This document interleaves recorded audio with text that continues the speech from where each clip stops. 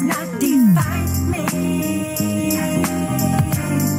Its purpose was to refine me. God, He took my broken pieces to transform and renew me. Beautifully reconstructed. Beautifully reconstructed.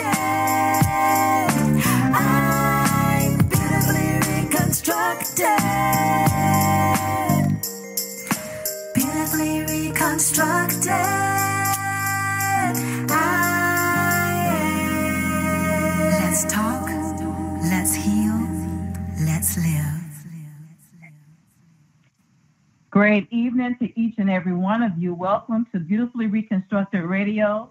Let's talk, let's heal, let's live. I am your host, Michelle Patrice Cole, and I am elated to have you join us on tonight. We truly stand on the word of God that we overcome by the blood of the Lamb and the word of our testimony. And on tonight, we had our guest scheduled, Pastor Linda Tompkins. Unfortunately, our body is being attacked, so she was unable to join us, but do rest assured that she will be joining us in the near future. I was blessed where I was able to call someone who was actually near and dear to my heart, and we had discussed her coming on the show and the present, but not the today present, but she graciously accepted the invitation to come and join us on tonight. So I am grateful to have her. She is one of my baby girls who is near and dear to my heart, Sierra Holloway. Sierra, thank you so much for joining us on tonight. Thank you for having me. You are so welcome. Sierra, I'm going to allow you the opportunity to just tell the audience a little bit about who you are. Okay. Well, my name is Sierra Holloway, but I like people to call me Cece because I feel like it sounds happier. I was born and raised in Long Beach, New York, and because my parents are both apostles, they do ministry, God called them to Greenville, South Carolina. So, of course, I was little and I didn't really have a choice, so I came to South Carolina with them, and I've pretty much been here since then. I'm 21. I went to Kenneth Schuler for aesthetics. I'm currently a makeup artist with my business called Slate and Beautifully Made. I'm also a musician. I also write creatively. I also sing. I also paint. I pretty much do anything in the artistic realm or anything related to the creative arts. And that's pretty much my life. That's pretty much Sierra. That's a lot. It is. It is a lot. But I think a lot is good sometimes, different aspects. It is. It is, and you definitely have been graced for each and every assignment that God has given you. And one of the things that she mentioned is that she is a makeup artist. If you look on my Facebook page, was it last week? Yes, ma'am. Yes, when I was looking so slayed. Oh, so you were slayed and beautifully made. I was slayed and beautifully made, right. My niece is the one who actually did my makeup, and she did a phenomenal job. So, and we were able to have a slight ladies' night because we felt as if we were too cute to just go home. but she does a phenomenal job with makeup, and her skills have definitely grown. So I'm so proud of her. Sierra, I am going to, one of the things that you mentioned is that your parents are ministry, so pretty much you didn't have a choice but to move to Greenville when God called them here. So tell us a little bit about your upbringing and how you grew up in ministry. I grew up very what people would consider sheltered, I would assume. But it was mostly because, having parents that are in ministry or having parents that are pastors or whatnot, or any type of title that people look up to, whether you want it or not, there is a certain requirement and standard that you have to uphold. So growing up, they taught me how to really just live for God and live a lifestyle that's right and that's pleasing to Him. So, of course, I was in church when they were in church. It was kind of one of those situations where, I'm in church Monday through Sunday, basically, or Sunday through Sunday. And because of that, I feel like gained a lot of gifts and talents that God has blessed me with. Like, when there's a need. So I didn't know how to initially play piano or drums or anything like that. But, they're like, hey, we need a drummer, you're going to be a drummer. We need a person to play piano, you're going to play piano. Oh, you can hold a note. You are worship leader now. So I think it was really good. It opened some opportunities to, I guess, dive in on the gifts that God's given me since I was young. So that was pretty cool. And then I've also gained I started to admire people in ministry because I had parents who not only preach but live what they preach. So growing up, they gave me kind of like a positive image of church, rather than, I know other people may experience more of a negative image. They groomed me in the love of Christ and the love of God, and they taught me how to love people like Christ. So being raised in ministry, for the most part, was really, really good. Of course, when I grew up, and I tried to do my own thing and think I was grown, I resented it. But you turn 16 and you just like, ooh, 2 more years away from 18, and you think you're grown, but I wasn't. But I resented it, I do admit, when I turned a teenager, because I wanted to be like the world, and I wanted to do what the world did. And I thought they was having more fun, but I quickly found out they were not having more fun. So yeah. Right. It was just an illusion, wasn't it? It really was. It really was. It really was, and I found that out during some hard situations and things like that. But I grew from it. But to answer your question, being groomed in ministry from a very young age was really what I see now in my adult life was very beneficial, and it definitely grounded me and groomed me into the woman I am now. So I'm very grateful for how I was raised now. Awesome. Her parents are my Apostle David and Angela Holloway, and we had the pleasure of having them on the show at the beginning of the month. And what she said is it solidifies what was stated on that show, that her parents live what they preach. Because, unfortunately, we find that in the home, the ministers live a different lifestyle. And having the testimony of a child is definitely insightful. So, we say it all the time that our apostles, they live the life that they preach. But having it said from someone who actually has grown up with them and seen them operate in life and in ministry is an amazing blessing, because, again, it just solidifies what I've stated, as being a spiritual daughter of theirs, that they definitely do just that. They live what they preach, and it's an honor to serve with them. And one of the things that you said, Sierra, is that you were like the drum, for example. You said that there was not a drummer, so you just kind of got forced into it. So now I remember you saying that over and over. There was a time that you stated that you were resentful, and it sometimes was a little obvious. But I watched you grow in that. Tell us about your. You said that you were resentful at 16. You started, okay, well, I'm grown. Now you realize that you truly were not, but at that point, you felt as if you were. So tell us a little bit about what you started to do when you started feeling as if you were grown and you started to rebel.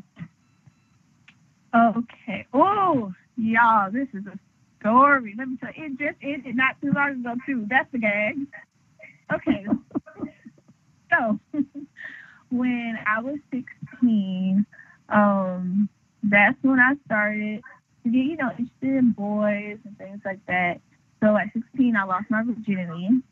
From there, it just kind of went downhill. I'm not going to lie to you. I basically, I experienced, typical love, typical heartbreak. Also, when I was 16, I was raped. So that in itself kind of made me angry with God. I was already starting to get a little, aggravated with Jesus because I'm like, man, I can't do nothing serving you. I can't go out and, go to parties, or I can't do this and I can't do that.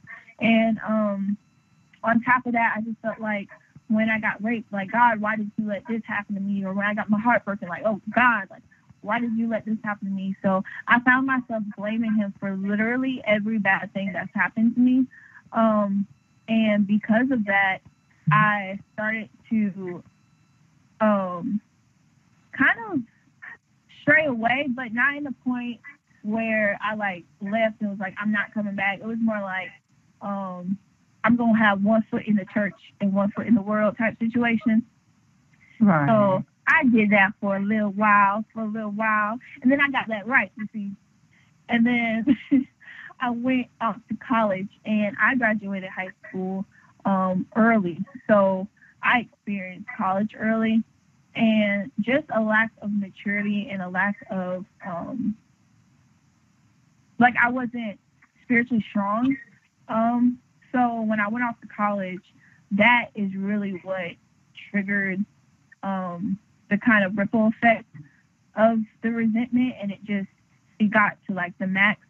So when I got into college, mind you, it's actually really ironic because I went to Anderson University. Now, if you are not local or if you're not from South Carolina, Anderson University is a Christian school, okay? They love Jesus there. They really, really do. And when I applied, I so loved Jesus. I loved Jesus at the time I applied, So I got there, and it was just an overwhelming amount of freedom. And like I said before, growing up, my parents were very protective of me. They wanted to make sure, I was okay and I wasn't in any bad situation and things like that. So when I experienced freedom that I've just never experienced, I may have went slightly overboard. And that okay, I went a lot overboard, but I feel like it's normal, you know. I feel like it's normal. That's when I started to, but before then, I've never had alcohol beverage. I've never smoked weed. I've never did anything except have sex up to that point. That was the worst thing for me that I've ever done. I was like, oh my God, I lost my virginity. But that was college, and I was like, what is a virginity? Who cares? Oh, there is weed here? Oh, there's a little alcohol. What you call this beverage? Ruach? I have never heard of this before in my life. And I was just discovering a whole new world. And I was like, you know what? Who needs God? Who needs God when you got all these different things? And I just felt like he was basically, I viewed God as a person who stopped me from living my life rather than guided me to live a better life. So I was just kind of at that moment, I was like, God, I'm good without you. I'm good without you. To go further on into college, as I progressed in my education, I found myself in situations in college is when I got pregnant and I got an abortion, and it's when I also had a suicide attempt. So it was a lot of decisions that I made outside of the will of God, just because at the time, I really, really hated him. And then when all of those... Well, you know what, Sierra? One of the things, I certainly identify with that. Part of my testimony is that, I made some mistakes in regards to even, when I was married, committing adultery because I was mad at God because I felt as if I was doing the right thing. So why why are all these things happening to me? So I certainly identify with that. I wanted to back up a little bit before we go any further. You talked about being raped at 16. Did you actually deal with that? And if so, how did you? I didn't deal with it, honestly, until maybe a year ago. Actually, I just kind of, like, I don't know if it was a defense mechanism or if I just didn't want to believe it, but I just kind of brushed it off, if that makes sense. So, like, I knew it happened, and I was upset that it happened, and, like, for the longest, you know, you hear people say they blame themselves, and they're like, well, why me? Like, what did I do? And so I think I went through a stage like that, but it didn't last long. Like, I just kind of tried to forget it, if that makes sense. Right. And so it wasn't until I think I was watching, actually, I was like watching a movie on Lifetime, because I love Lifetime movies. But in the movie, she experienced it. And the way the movie was, it was just like personal, like in her thoughts and things like that. And it's sad that it took a movie for me to like sit and reflect on it and like actually emotionally and mentally deal with it. But it was in that moment that I finally did, and I just kind of like broke down, and I was like, God, like, you know, what did I do to deserve it, or why did it happen to me, and I just had a lot of questions, and I really didn't like deal with it fully and wholeheartedly until I really just gave it to God. I remember it was a specific Sunday, and he was preaching, and he was like, because I carried this type of shame with me. Like, I knew it wasn't my fault, but I was ashamed that it happened, if that makes sense. Right. So he was preaching on saying, like, you don't have to carry the shame of your past and what was done to you.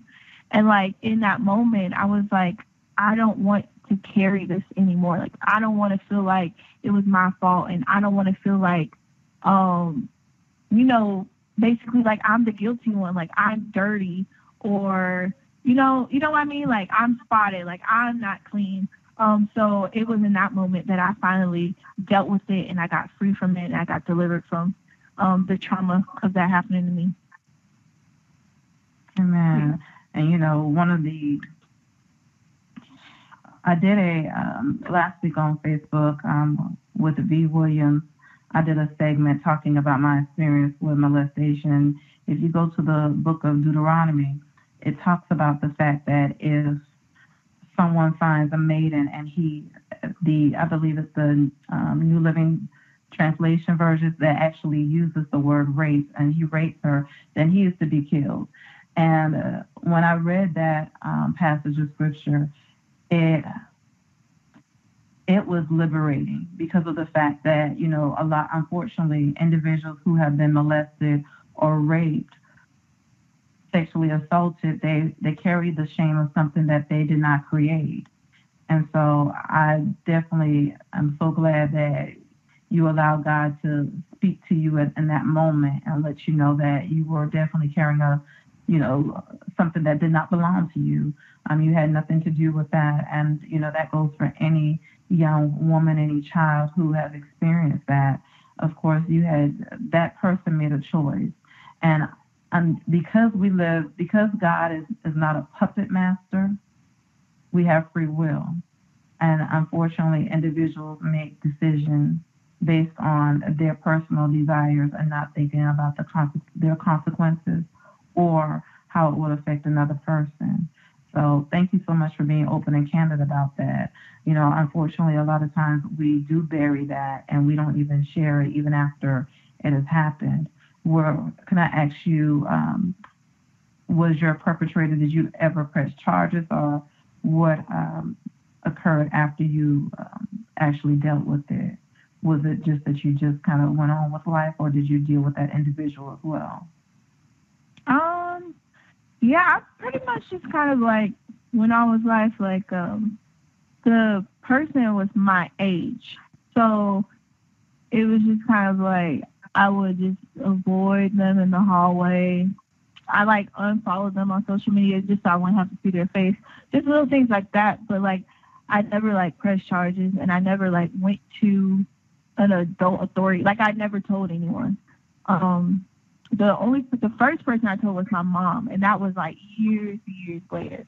So at this point, like, I didn't know where he was or what he was doing, and I was like, it's too late now. So how I handled the situation and him as an individual, I just pretty much was like, you know, it happened.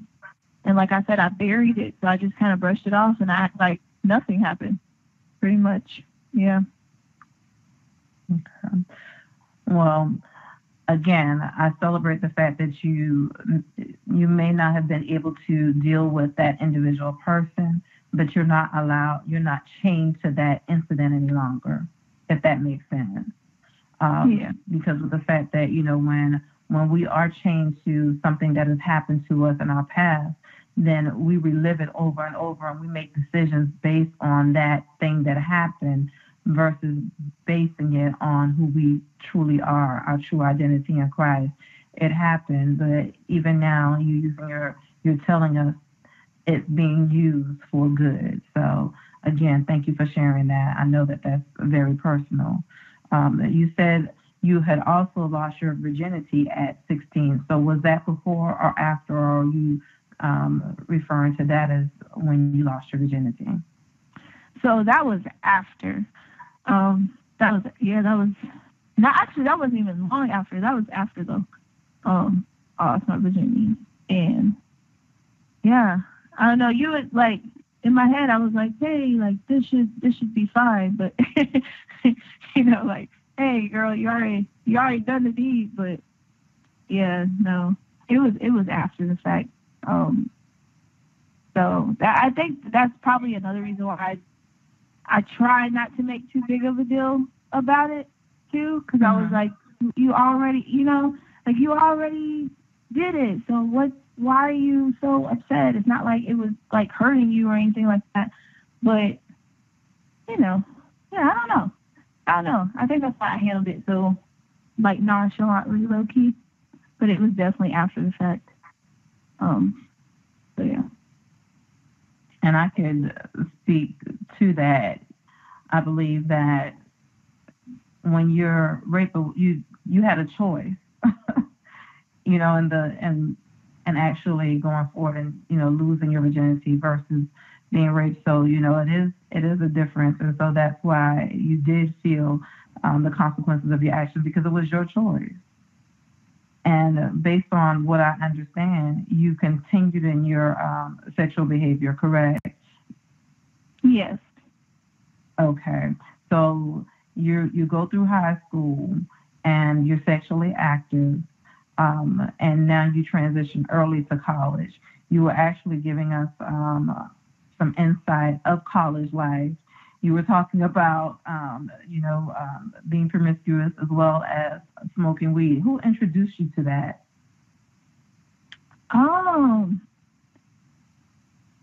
Who did? That's a great question. I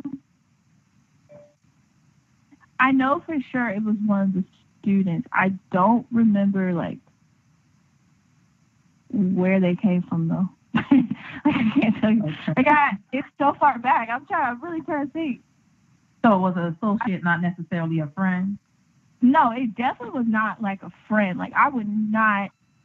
It wasn't a person I would like hang out with or like even have conversation with. It was just, I think it was just a person like people was like, oh, this person.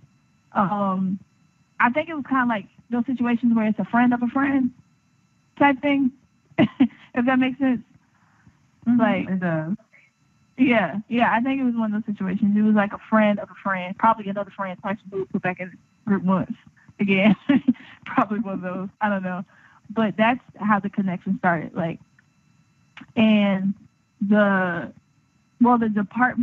specific department I was in was very free. I think that's the best way I could describe this group of people. They were very free. So, which means that they like drunk and they smoked and they partied and they did all those things. And like, because when I got to college, I didn't have a set group of friends. Like, I didn't go into college with friends because I graduated early. So everyone that was my friend in high school was still in high school. Right. So I just kind of went in, and I was like, oh, well, if I'm going to be, you know, going to class with these people, I might as well get to know them, you know, outside of class. And that's so I guess it was more of like a group of people that introduced me to it rather than an individual, if that makes sense. It does. Yeah. It does. So, yeah. So earlier you said that you said it so candidly. You said, well, they really loved you. Yeah. So I am going to take it that because during this time you had already experienced heartbreak, and you admitted that you said that you basically got on good without you. So yeah.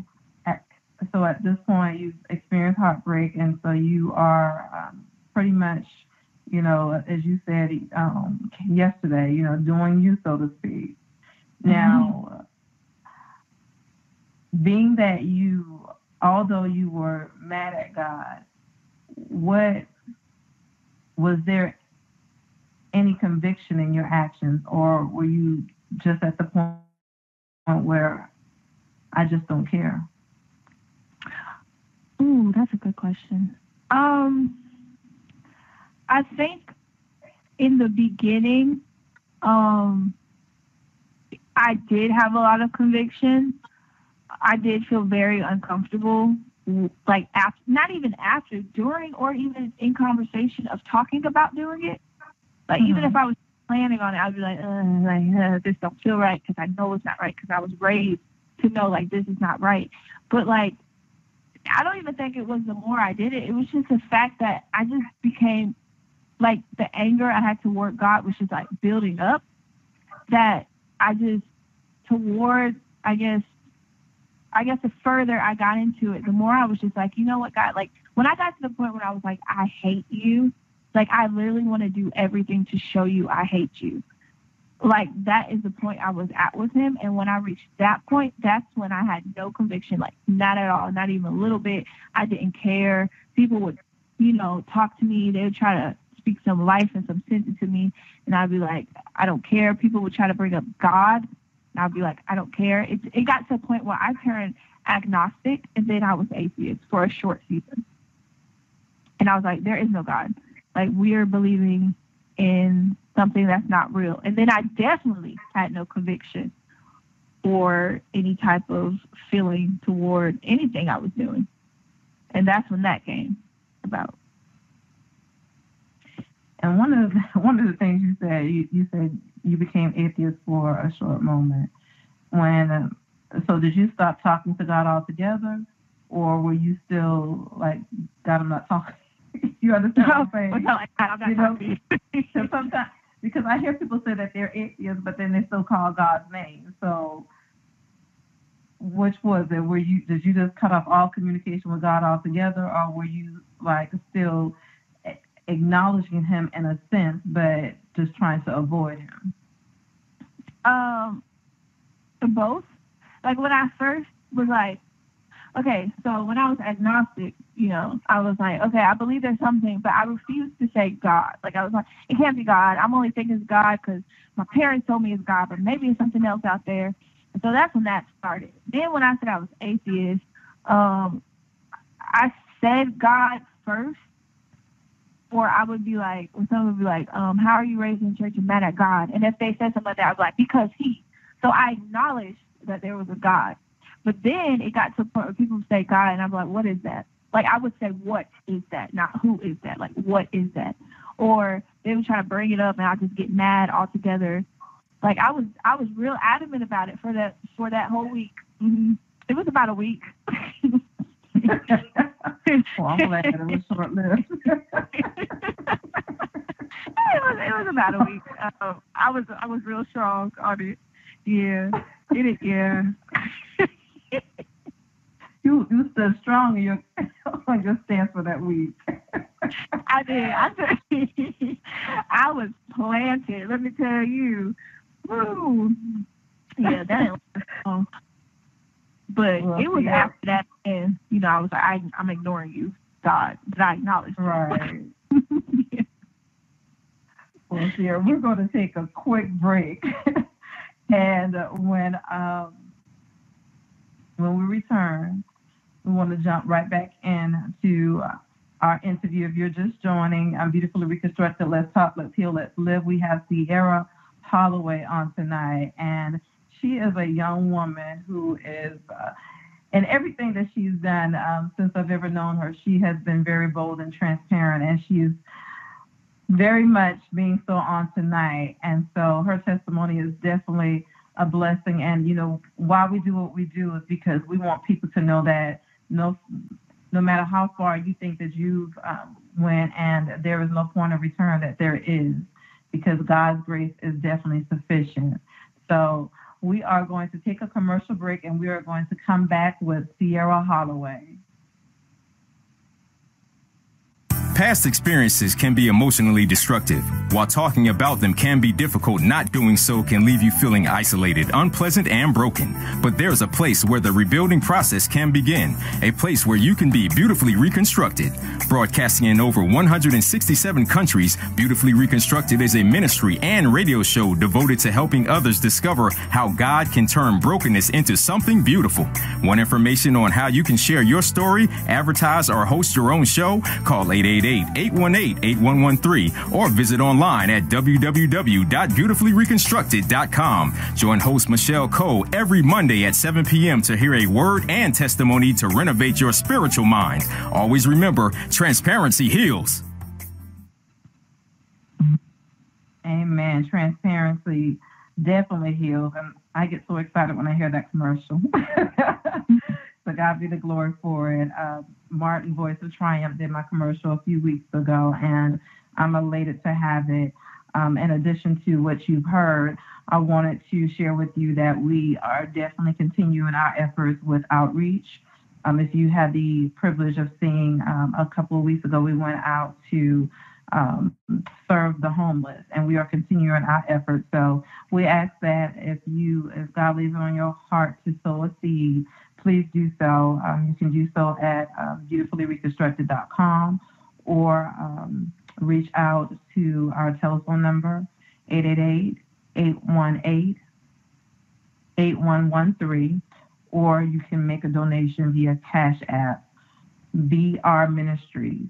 So again, we are excited about the opportunity to give back, because we believe that ministry is also servicing a need.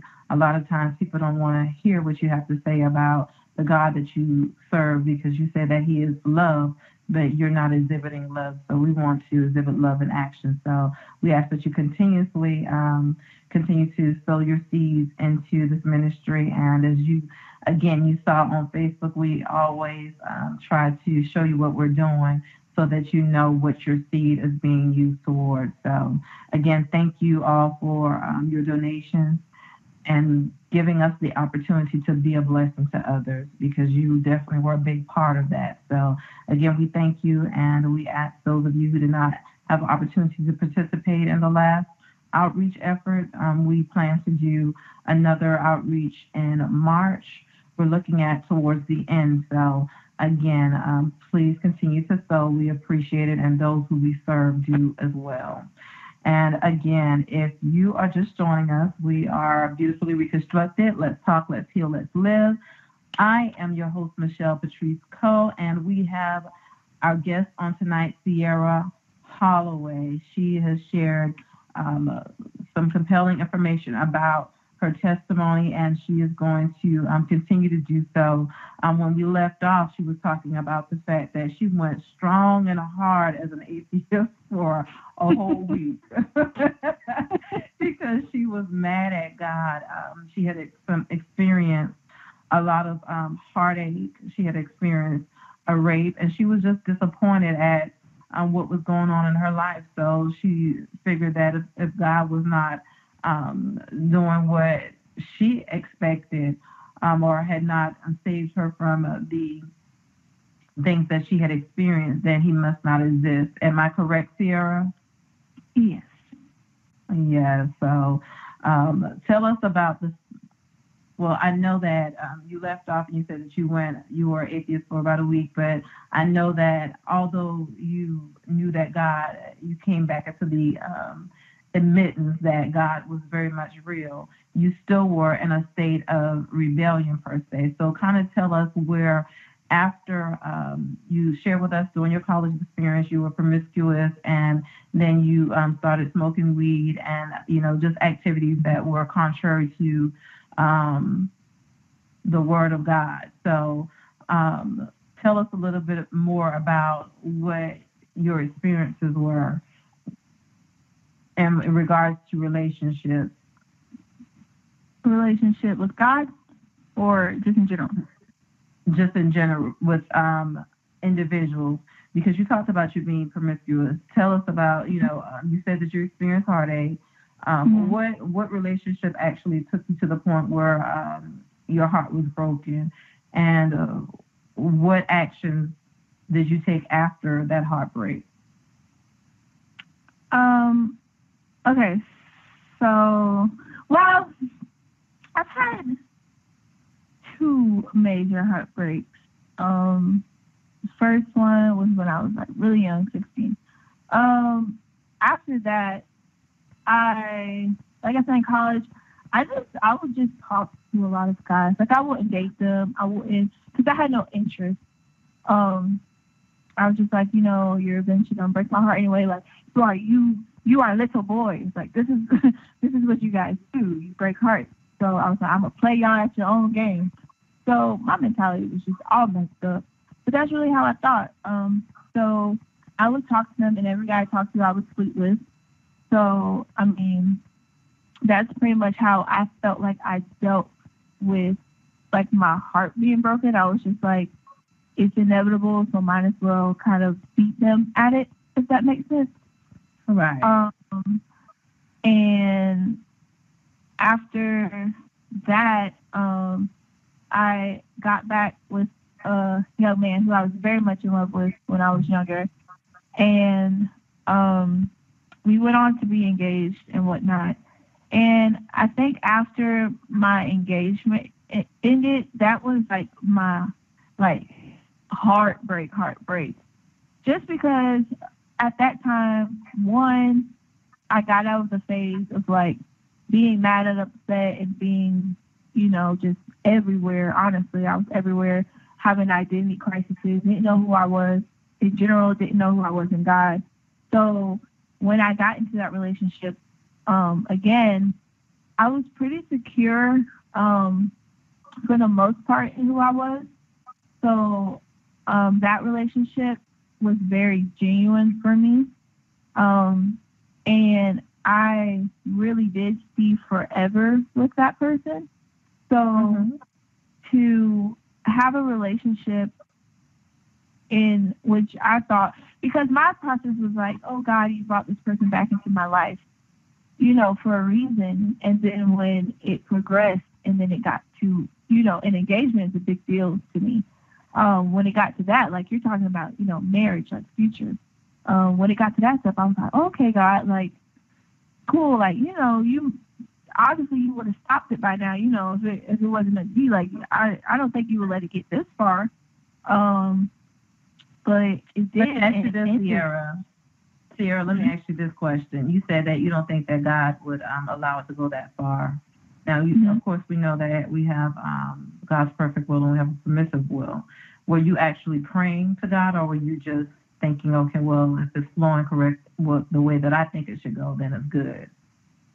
I was actually doing both. When it first started, it was more of a me thing. I was oh, cool, you back. That means, we're meant to be. It was just kind of that mentality. But then when I started to, I guess, actually want to honor God with my relationship, if that makes sense. I actually started to want to put him first. I did start praying more and more, and I was just God, if there's anything not right with us or with this dynamic, or let us honor you. And I truly believe that, like, everything that happens to me was already, like, preordained, if that makes sense. Yeah. So I feel like it happened for a reason.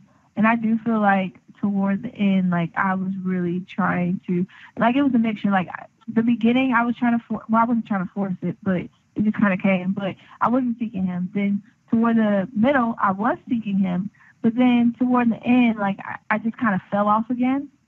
And I really wasn't putting him first anymore. And I think that's why when it felt like it was random, but I don't think it really was. But because I felt like it was random, I was kind of blindsided. I know now that probably if I seek him, there is nothing that can really blindside me if I'm, like, in the presence of God, like I should be. But at the time, it blindsided me, and I was just like, oh, no, like, this really, really, really broke my heart, like, shattered me. And because of that relationship, the way I handled that was completely different. Like, I wasn't promiscuous and I didn't go out, but at the same time, I went into homosexuality. So it was not either way. Either way, I did something extreme. But yeah, this time the way I dealt with that heartbreak, like, I was just like, oh, men must not be for me. Like, I don't know why that was my first thought, but I was just like, you know, I got my whole heart broken twice in my little short life, which means I must be for women. So that's how that started. But that's how I dealt with that first. When you entertained the relationship with a young lady, was it something that you sought after, or was it something that was presented to you? Was the young lady just, you know, maybe you just found her maybe attractive physically or attractive in the way that she communicated with you? Honestly, like, I feel like because I had that mentality, I pursued it, but not aggressively. Like, it's one of those things, like, if you think something or you say something enough, it's just going to happen because you spoke it. And when I initially saw the young lady, I was just like, I mean, the way, I'm trying to see how to word this. The way her demeanor was she was a woman, but it was a very manly demeanor. So I was attracted to it because inside I was still attracted to men. Did you catch on? Did that work together? Did you all say? Right. Okay, so yeah. So it was like almost the best of two worlds, so to speak? Kind of, yeah, like, she didn't act like me. She didn't act like me. Like, so it was basically as if I was in a heterosexual relationship, but not. So that just showed you how confused I was anyway. But I definitely, when it was, so I guess, I'm trying to see. It was kind of presented to me, but I pursued it more. Does that make sense? Okay. It does. Pretty much when you made up in your mind that men were not for you, or the enemy had planted that seed in your mind, per se, that men were not for you, you went for what you thought was for you. Yes. Got it. Got it. Yes. So we're on the same page. I was trying to explain that. Well, I don't know if I did a good job, but you got it. You did. So how did that relationship end? So honestly, if you want to be perfectly honest, there was really nothing bad about that relationship. Like, other than the fact I don't really roll that way, but I mean, it was basically like I was with my best friend because she was a girl. It was easy. Like, it was just like, oh, like literally nothing was wrong. I didn't experience heartbreak. I didn't experience, like, anything that I experienced with a male previous to it, but it ended because I had went to a CD release, and mind you, I always try to run away from the church, but I found my way back to it. And so I went to a CD release, of course, in the church, and I don't really know what it was specifically. Like, now that I think about it, it wasn't any song that was sung. I just missed the presence of God. Like, I can't really explain it, but it was just kind of like that. Like, that was my safe place, and I just felt like on the outside, my life seemed to be kind of calm, but in my mind, it was so chaotic. Like, it was just everywhere. Like, mentally, I was not sane. And when I went to the concert or the CD release, and he was singing all the worship songs, and it was just beautiful. And I was just like, God, like, in my heart, I was like, I miss you. That's exactly what I said to him. I was like, I miss you. And the relationship ended just pretty much on that statement, because after that happened, I came back to, because it was in Columbia, I came back to Spartanburg, which is where I lived at the time, and I sat in my car, and they gave me a free CD, which I really shouldn't have got, but they gave me one anyway, and I was just listening to it on the way back, and I just broke down crying. Like, I was just like, what am I doing? Like, what am I actually doing?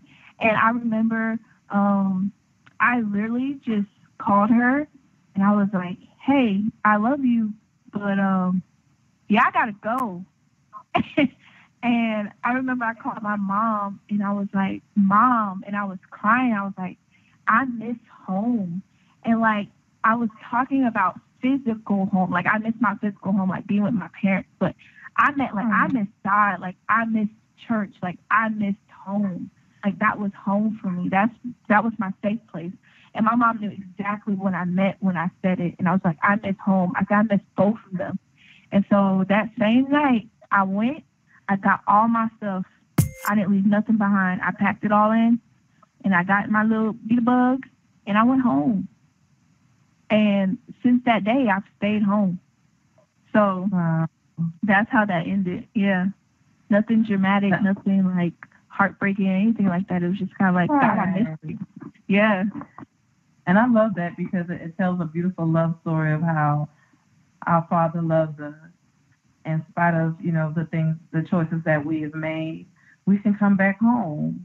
And that's what this show is about, sharing our testimony so that people know that regardless of the choices that you've made, that, because sometimes we feel as if we've disappointed God so much that he doesn't hear our heart. But you just summarized it so beautifully, that when you say, God, I missed you, he was right there waiting, and you came home and you haven't left. So I love it. One of the things I want you to share with us is your experience with your parents during that time, because of course I personally observed it, and I want you to share the love that exhibited and how they handled you during that process, because that's very essential. Because sometimes a parent may mishandle a child, but that wasn't your experience. So please share that with us.